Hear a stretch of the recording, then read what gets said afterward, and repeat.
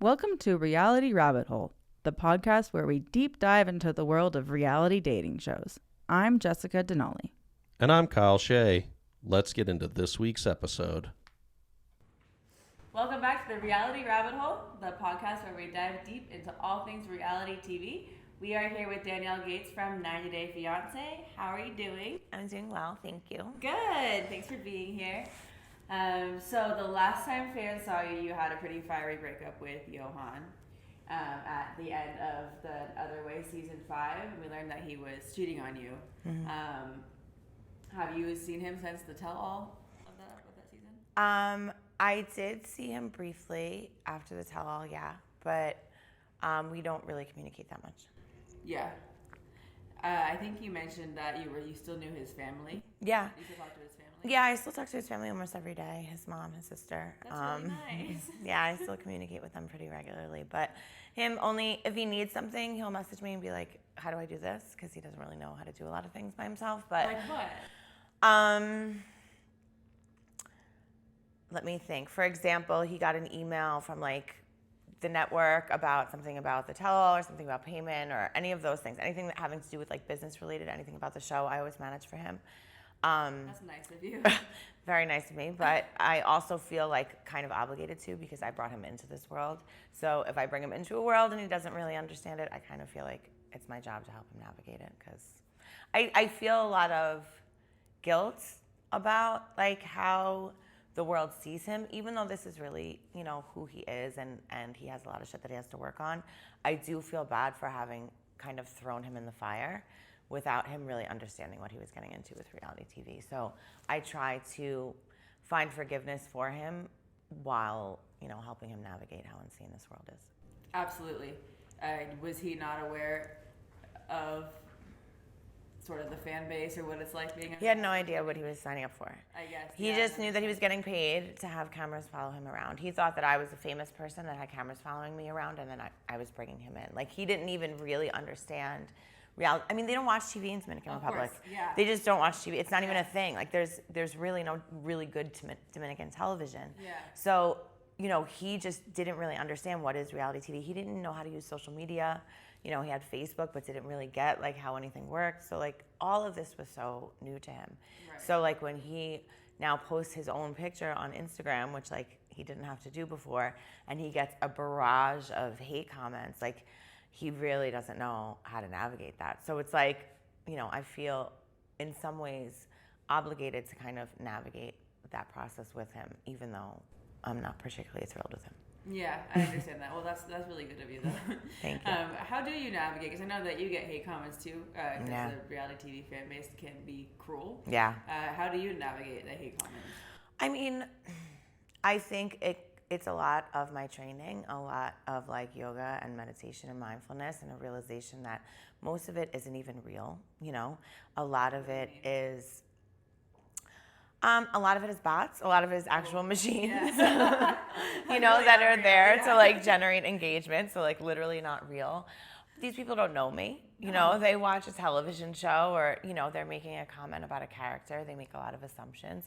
Absolutely. So, I can't take the things that other people say personally. If a close friend of mine, gives me feedback about the way I behave, or, someone I work with or someone that I respect is hey, you're a little over the top here. That's different. I will have that conversation. But when some random guy, in his basement, comments about a television show, that's not really going to impact me. No. I also taught middle school and high school, and no one's meaner than kids. So if I survived that in New York City, I can survive the internet. You can survive anything. Yeah. I like that outlook. And then how long were you and Yohan together? Before we got married, or in total? Whatever you want to answer. So we met in August of 2021. No, June of 2021. We got married in November of 2021. And then we separated last summer. Okay. I think that's right. Yeah. And then the tell-all was around the same time.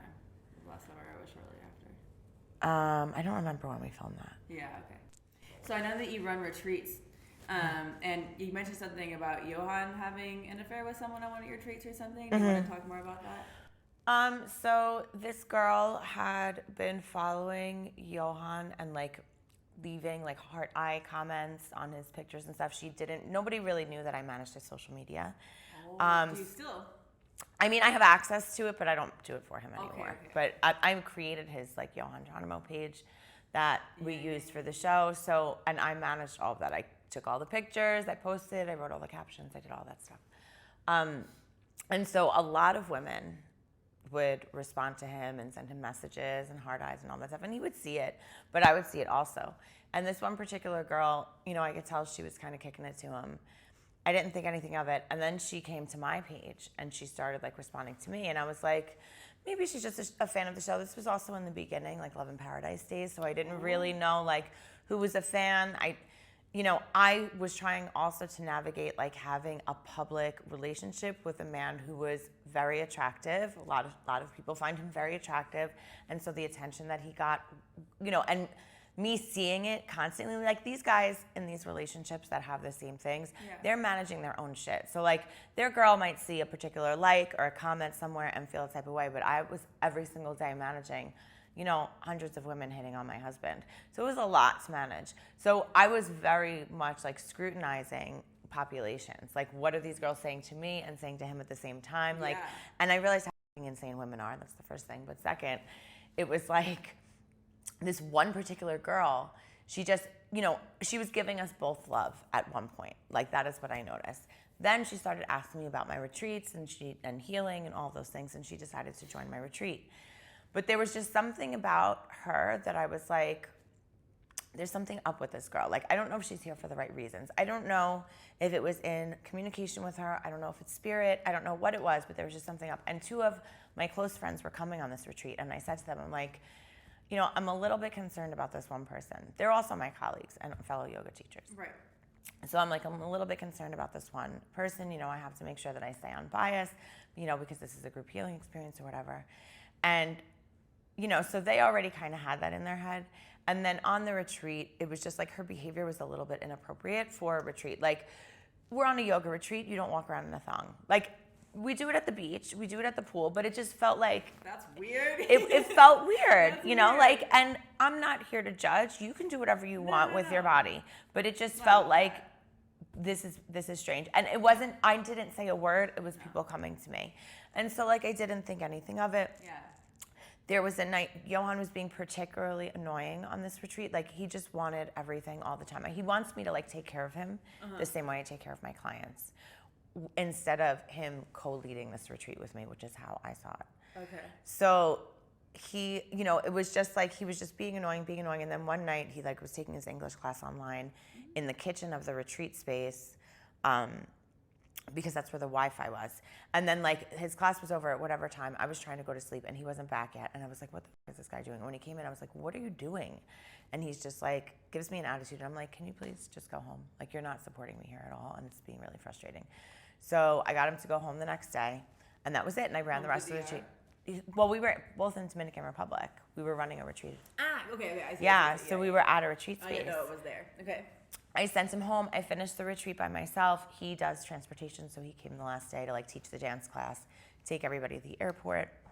And then when we were filming the season 4 tell-all, I forget, I was in New York and he was in Dominican Republic. One night, both him and this girl texted me at the exact same time.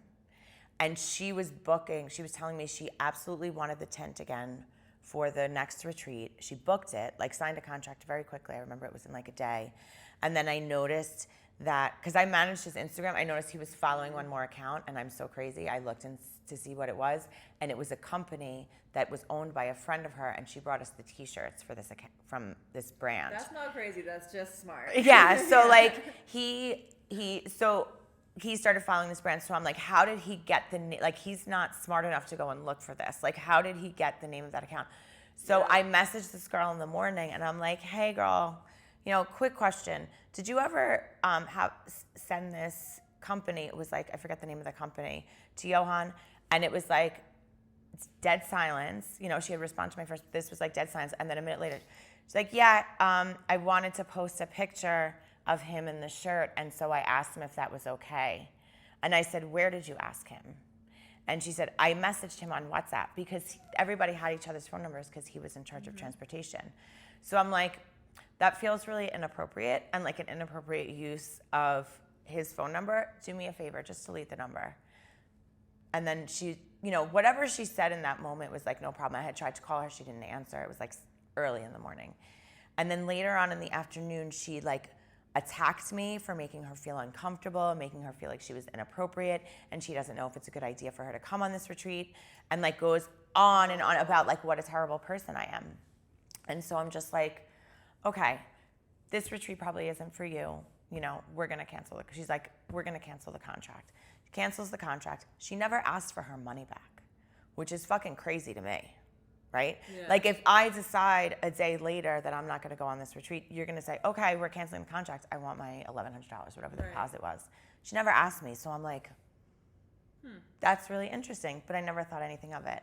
When I came home, I forget how, like on his computer, a screenshot of him and her FaceTiming. She was in bed, and he was like, I forget what he was doing. It was a picture of food or something. One of them was screen sharing. Yeah. And so that's when I reached out to her again, and I was just like, what is this? And she's like, well, we're friends. You're allowed to have friends that are guys, right? Wasn't that a part of a show? We're friends. And I was just like, I lost my shit. I really lost my shit. I was like, you kidding me?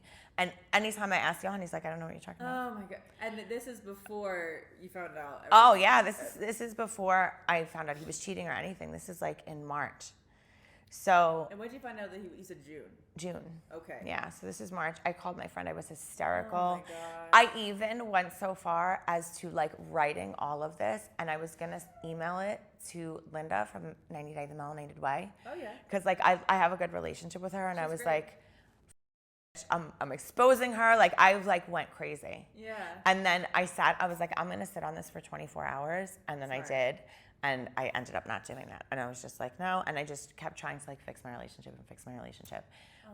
Yeah. And then in May, I came to New York, and I came back, and it was like there was this whole other situation where I realized that there were people in my house. He wasn't dropping me off or picking me up from the airport. I had to use his phone to do something while I was at the vet, and while I was using his phone, I saw like text messages. A text message had come in. I went into WhatsApp, and then I started digging. Then I got access to his computer. I found all of these contacts and women, and it was just like it never ended. I found out about the woman he was in a relationship with for 2 years from Argentina, a lawyer for. Wait, tell me about that. So she was this girl before we got married. Okay. When the show had first aired or had first been announced or whatever, she messaged him and was like, what is this show? Is this why you're with this girl? I hope that Before you got married? Before we got married. Oh no. Before we got married, I saw her messaging him, and she was also the first person to watch my stories every day. That was what happened. Yeah. She was the first person, and I asked him, I was like, who is this girl? And he's like, she's just a client. Goes, I don't remember. Yeah. Then when I saw that she messaged him, I messaged her, and I was like, what is your deal? Why do you care about who he's marrying? And she's like, have that conversation with him. This has nothing to do with you. I'm so sorry to bother you. And so I grilled him about it, and he just told me she was a client from the hotel. And I don't know why I believed him. I really don't know why I believed him. But then I found out in June she reached out to me and was like, are you really getting a divorce? Because Yohan just wrote to me and asked me to pay for it. And I was like, well, what are you talking about? And she just tells me basically their whole relationship, sends me pics that he sent her, like all of these things. Like, it was crazy. And I was filming an interview for the show while I was finding this out. So it was like I had the line producer who was there with me at the time, because it was Spanish, but like Argentinian Spanish is a little bit different. Yeah. So she was translating it all for me. And she's like, what are you going to do? And I was like, I have no idea. And he was about to show up for the interview. We had already broken up at that point because I found out about the other girls. But this was like... Wait, I think I don't understand. So there was a woman that he was in a relationship with when he got married to you? Mm-hmm. The first time they had been together was October 26th, and we got married on November 29th. The first time they were together was then? Mm-hmm. And she was in Argentina? Yeah, but she came to the hotel that he worked at. They also had sex in my retreat van, I found out. Oh my God. So basically the whole time he was... Well, I guess she was coming to visit, I don't know. She said it was like October. It was that February. And then August while I was on my retreat. And he was with me. He like left for a day. I went to see her. And I remember he asked me for more money, which is crazy. He always like would take money from me. Even the time that he took in the show when he took money out of my credit card, it was to go and spend at a strip club. Like he would intentionally take money from me to use on other women. It was like a tactic. It was very bizarre. Like that was the only times that he took money from me were for that reason. So it was like almost like a power thing or like an angry thing. Like it wasn't even accidental. Yeah, it was like spiteful. Yeah. Almost. Yeah. Well, that's insane. I'm so sorry that you had to fight him a lot like that. That must be really hard, especially it's one thing to see messages like you said, but then to be managing his account and be able to see it that way is like a totally different thing. It's insane. But it was definitely like training. You know, like you at some point you have to be able to just like, none of this matters. None of this matters. And I don't know, like it might be partly dissociating and it might be partly just like a constant reminder of, you know, none of this has anything to do with me. It doesn't impact my character. It doesn't impact how I move in the world. It's like if these are the choices he's going to make, it's going to impact him. If these are the choices she's going to make, it's going to impact her. I'm going to choose to move with integrity. I don't cheat. I don't lie. I don't steal. And as a result, I have a really blessed life. Like I just spent, you know, 2 weeks flying around the country, taking pictures, like doing really fun things for work, you know, as a result of the show.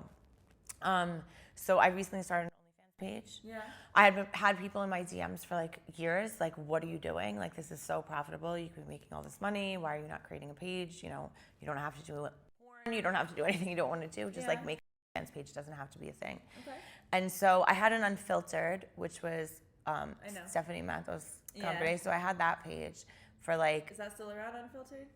Yeah, it is. I don't have an account on it anymore just because I couldn't manage both. But I had one, so I had all this content that I had created for Unfiltered. So I was like, all right, if I'm gonna do it, now's the time because the show was done airing. I'm not teaching anymore, so like my son is grown. So I was like, okay, I'll do this now. I created the page, and all of a sudden, everybody's like, let's do collabs, let's do photo shoots, let's do this, let's do this. So I've just been kind of flying around doing photo shoots. That's awesome. And it's been really, I've met so many amazing women and like really empowered women, like real, you know, people who understand who they are. And I think that's really great. I love to be in those rooms. Yeah. So, okay, so you've had a lot of different jobs. How do they all, as have I, but how do all your jobs kind of like connect together? Like how does OnlyFans or teaching or retreats connect back to reality TV? Well, first of all, I guess there is some like, my Aries moon is definitely pretty prominent in these places where I'm showing up and like being on display, right? Like whether it's social media or whether it's a classroom or a retreat or reality television or OnlyFans, like in some way, there's a part of me that's being displayed and being modeled as something, whether it's an expert in information or lingerie or whatever the fuck it is. Mm-hmm. So I think that that's like the Aries piece that's like, here I am, listen to me. I think the other piece is I spent so much of the first half of my life like really hating myself and you know, my physical body, you know, the imperfections in my physical body or what I perceive to be imperfections, not really feeling like I was good enough, not feeling like I was good at anything, not feeling like, you know, just empowered. Like I really spent a lot of years feeling that way. And so once I started healing all of that and really figuring out how much power I had, how many skills and how much education and how much training and how much life experience I had and the things that I could do with all of that, I started to be more willing to like say, hey, I'm an expert in this. This is how I've learned all the things that I have learned. Here's the data. Here are the testimonials from my students. Let me help you with this. And I think all of the jobs that I do, whether it's like yoga teacher trainings or online membership platforms where I'm delivering instruction or a yoga class or coaching or whatever it is, I am somehow trying to teach you something. And in many ways, it's how to own who you are, you know, how to stand in your truth, how to move with integrity. Because I think that what we're seeing in the whole world is a crisis of integrity, and a lot of people saying one thing and doing another, and not feeling safe to fully be themselves because they don't want to deal with the scrutiny of that, because every mistake we make is going to become public in some way, shape, or form. Especially if you're on reality TV. Especially if you're on reality TV. Yeah. And none of us is perfect. No. So like I think it's really important to share your imperfections, whatever they are, whether it's in your decision making or the cellulite in your thighs or whatever it is. Like, be willing to just stand in whatever you have. I love that. So you're saying that you think all your jobs kind of speak to that and like help you, all the different ones. Yeah. That makes sense. Can you tell me and whoever's watching a little bit more about the retreats or the yoga retreats? So there's an element of yoga and meditation at all of my retreats, because I see yoga as a lifestyle. Yoga isn't just like an asana practice. Yoga is the way that we conduct ourselves in the world. Yeah. So how we take care of ourselves, how we take care of other people, how we move our bodies, what we eat, how we breathe, what types of environments we're in, who the people we are around, all of that is yoga. Mm-hmm. So all of my retreats are yoga retreats because we're always talking about those things. There's yoga and meditation and a workshop at any retreat. So whatever the theme is of the retreat, for example, the one that's coming up is called Rooted Reflections. So it's really about studying your ancestry and figuring out, what are the character traits that I have and how did I get them as a result of my culture or where I grew up. Okay. And so there's always like a workshop around that theme. And then the excursions that we do when we leave the villa and we go out into the world, they're also connected to, in this case, culture and identity and upbringing. Right. So I'm assuming that Yohan does not lead the retreat with you anymore. No. Yeah. No. The last one, he wasn't at the one last year either. No. Okay. Yeah. Yeah, these retreats are quite different, And to be fair, like even when he was there, he added great things to the retreat, like he really did, but he made some poor choices. Of course. So is there any drama surrounding the retreats now? No. Good. Definitely not. Good. Perfect. So you mentioned earlier that the girl Yohan was having an affair with, she kind of took a jab at you, was like, oh, well, you're allowed to have friends, right, outside of a relationship. And I'm assuming that she was talking about your former love interest or whatever, Taylon, that was in the show. Yeah. And how you and Yohan kind of had an argument about him being in the Dominican Republic. Do you and Taylon still communicate? Yeah. No, we're still really good friends. He actually came to New York a couple of weeks ago. Awesome. We did like some Pride events. I took him to Fire Island and Montauk for the first time. I've just realized now that anytime Taylon's been to New York, it's been with me. So he gets like a very Yinsa tour. But yeah, it was actually really great to see him. It was the last time I'd seen him since the tell-all. Oh, okay. Yeah. Oh, that's cool. Yeah. Yeah, nice. You just said so very Yinsa tour. That's also your Instagram name. What does that mean? Yinsa is the name of my company, but it's a lifestyle brand. So it's like, what do we eat? Where do we go? What kind of company do we keep? What does our morning and evening routine look like? So, when I say a very Yinsa experience, it's like we kind of do all of the things. So what made you decide to apply for a 90 Day Fiancé in the first place? It was such like a quick thing. My friend was a crazy fan of 90 Day Fiancé, and when I told her I met Yohan, she's like, oh my God, you have to go on this show, 90 Day Fiancé. And she sent me the casting info. So like in like a split second, I feel like we knew each other for like 8 minutes. Or maybe I'm exaggerating, maybe it was like a month. I emailed them and they got back to me right away. And it was just like really quick. So I don't know if I really thought about it beforehand. My friend was like, because Love in Paradise was what they were pitching me for. Right. And she's like, I think you should watch the show before you decide to do this. Because she felt guilty. Because she's like, if you go and do this and it ruins your whole life, I'm going to feel like it's my fault. So I went back and watched all of season 1 of Love in Paradise, which was so fine. It was like not dramatic or anything ridiculous at all. And so I did. And I was like, oh, this is easy. I can do this. Which was quite different from 90 Day the Other Way. Very different. Yeah. In case anyone watching doesn't know the difference, how was that different for you? Well, Love in Paradise was a brand new show. It's only 8 episodes. There's no tell-all. It's like less dramatic. It's supposed to be like the sexier, more fun version of 90 Day Fiancé because like everything's in an island, everyone's in a bikini. It's like kind of more that vibe. 90 Day the Other Way is like hour-and-a-half episodes every week, so it's a lot of content and it's a lot of drama. And it's a huge following because Love in Paradise was so new, it didn't have the same following.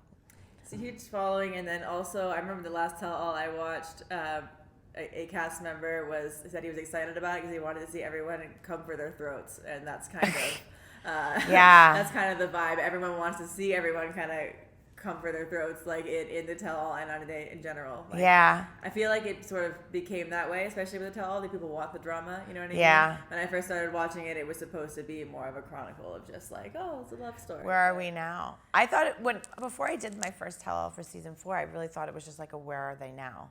Like I didn't realize it was this like cutthroat, like let's all pick on each other kind of vibe. And that's so the opposite of me, like I'm really here to like cheer everyone on, and so it's the opposite of me too. I couldn't do it. It was really hard, especially the season 5 tell-all. Like that was just like, I felt people were just ridiculous and mean for no reason.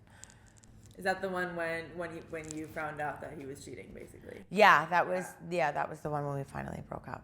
That was the one with Shekinah. That's what I thought. Yeah. I watch all the shows as they come out, so they're all in my head. Yeah. You know what I mean? That's what I thought. Is there any, you don't have to say who they are, but do you talk to any other cast members? Like, have a friendship? Yeah, I have a really good relationship with Jamie and Gabe. I speak to them and hang out with them. Well, I don't really see Jamie, obviously, but I spend a lot of time with Gabe when he's in Florida.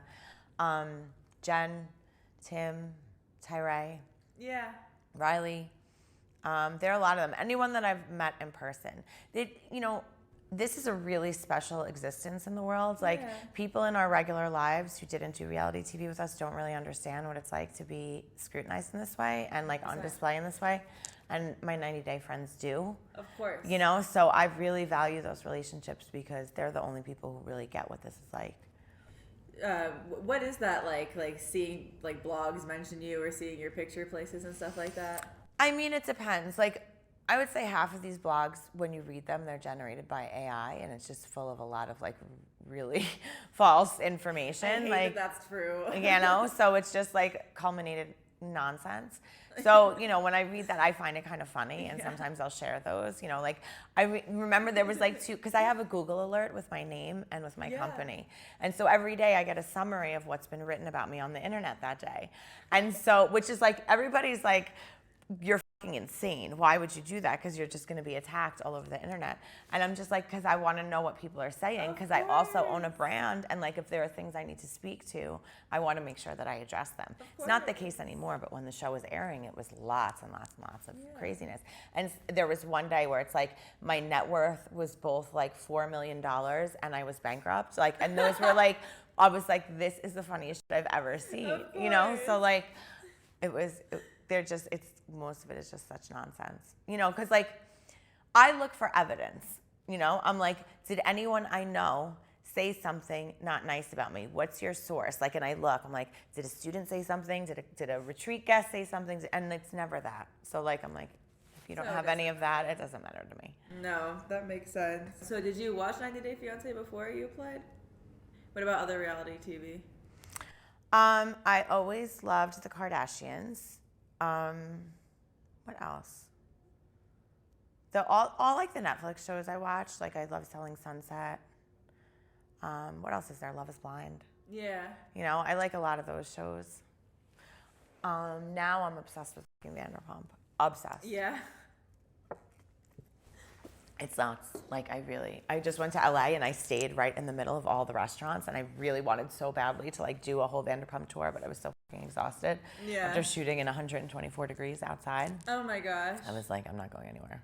That's crazy. So shooting for like.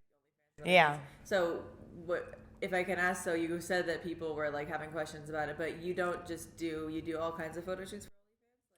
Yeah. So it's like, I guess. I don't really know. It's brand new to me. Yeah, and it's like I literally have just been kind of following people's leads and like going with whoever calls me. But it's a lot of swimwear. It's a lot of lingerie.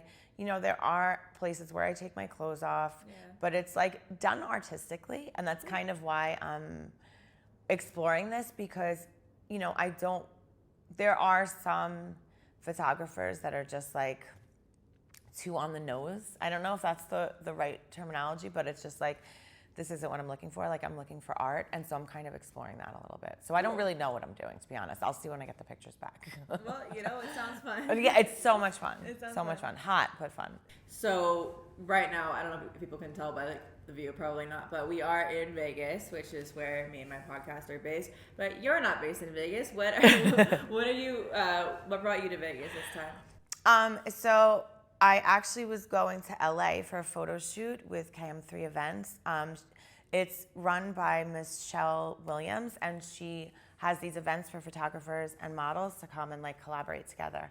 And she's been following me for a while. We've had conversations on social media. And so I saw that she was having this event, and I was like, I was just coming out of a photo shoot in New York. I was like, tell me a little bit about this. What I really loved about this particular event was that it was female run, because a lot of people, there's a lot of guys in my DMs, guy photographers, guy OF managers who, want to help me manage my OF platform and take pictures of me and all of this stuff and have lots of great ideas. But I really wanted to, if I'm going to do this work, I'm going to do it with women. That's really something that's very important to me. So when she reached out and said that she was doing this, she just felt like a safe space to me, and also felt like someone I could learn from, because she's been modeling for 20 years or something like that. So I went to this event in LA, or in Palm Springs, to do this photo shoot and collaborate with photographers. She said she was coming back to LA. There was another shoot if I wanted to come. And I have an aide for my grandmother right now in Florida. She's doing okay. So I was like, let me take advantage of this time and learn from these girls, and these photographers. And I really did learn so much. Everybody does this world completely differently. But the one common thread I felt like is women being comfortable with themselves. And I feel like for me, because I had such body image issues growing up, like I was always this thick, even in middle school. And when you grow up in a suburban white town, this is very frowned upon. Everybody is anorexic, everybody is bulimic. It's like very much a stick figure, especially in the 90s. It was like the Kate Moss era, and it was just like, I was never ever gonna be that. I was this short, chubby girl, with this giant ass, and like I was tortured. And so I grew up really hating my body. And I never really appreciated how beautiful I was when I had my shit together. And so, once I moved to the city and I was around like people who come from different worlds, there were a lot of people who really appreciated my body. A lot of people say that I fetishized Yohan, and that like I chase these dark-skinned men, and that I only date Dominicans and all this stuff, and it's some kind of like fetish. And actually, I've just always gone where the love is. And like, the people who feel attracted to my body type, and it wasn't white boys when I was young. And so like it kind of put me in this other world and making me feel, appreciated and comfortable in my body. And so I think that OF is a space for me to feel safe and comfortable in my body. And so when I came to do this event in LA and Palm Springs, she's like, there's another event in Vegas. Do you want to come to Vegas? So it's like I've been bouncing around the West Coast, taking pictures and like learning how to do this world a little bit and just feel good in my body. That sounds great. It's been awesome. Well, having a huge butt is the thing now. Yeah, apparently. There was like a turning point. Like, I remember Kim Kardashian, and like everybody's like, you're obsessed with the Kardashians, but like I don't think people realize how much Kim Kardashian, I don't want to say she made it okay to have a fat ass, but it was like definitely she was a major turning point. Like for white women to be thick, it was like she kind of made it okay because she was so beautiful, and like people started to gravitate towards that body type, and then all of a sudden everyone was getting a BBL. I was like, you've got to be fucking kidding me. Yeah. And so I'm grateful because it just, I can copying you, girl. Yeah. Yeah, that's cool. So what do you think about the stigma that surrounds OF? I'm sure people have a lot of things to say about it. What do you think about that? I mean, first of all, I think OF can look different and, for different people. I mean, I think the assumption is that everyone's out here creating content, and that's not necessarily the case. I'm learning, from lots of these women. I think that everybody has sex and everybody watches sex, 365 days. Michael Marion, like lots of people watch that show on Netflix and are like, oh my God, that's the most amazing show. Is the devil, or OF is the devil. I haven't seen the show, but is it a very sexual show? Oh my God. It's like basically the whole show is like soft porn on Netflix. It's like crazy. And I watch it with people who I know are like very judgmental of sex workers. And I'm like, but why is this okay and this isn't okay? You know, So why is it okay when it's fake, but not Exactly. when it's real? It's okay if it's a character, but it's not okay if someone's making money from it. Yeah. Because, What's like, that they're about? also getting paid for that. They're just not getting paid as much as I am, Right, right. right. Or you would be. Not saying I'm making that kind of content, but, like, you know, I feel like what is the stigma about? Because we're such a sexualized place. And, like, why not have conversations about what we like and what we don't like? It's also really interesting to see, like, the underground kink world and, like, the things that people are into and how accepting and open some of these communities are of each other and how comfortable they are with each other. And I've just found, like, that stuff really interesting too. It's just a lot of research. Yeah. You know, like, I feel like I'm just learning a lot about how the world works. Yeah, well, that's cool. Yeah. That's awesome. Do you have any upcoming plans to work with TLC again or any other television networks? No. If I did, I wouldn't be able to tell you anyway, but no. Yeah, I know. Is there anything else that you want to make sure that people know or speak to? I would just say, I think it's important to not judge television characters regardless of the type of television you're watching, even if it's reality or docuseries television. Like, always be mindful that you're watching television, and that television is here to entertain, is here to, you know, tell a story that may or may not be the real story. You know, like, you're watching characters, and I think it doesn't matter what you're watching, you need to try and not equate television with real life. And if you have questions about someone's character, try asking them, like you did. Well, I think that's great advice. Well, thank you so much for speaking with us. It was really fun. And then do you want to just tell people that they can find you on social? Yeah, you can find me on social media at Livyinsa, Livyinsa. It's the same on all of my platforms, and also livyinsa.com. Perfect. Well, thank you so much. Thank you. Thank you for listening to Reality Rabbit Hole. Please follow us on our socials. See you next week.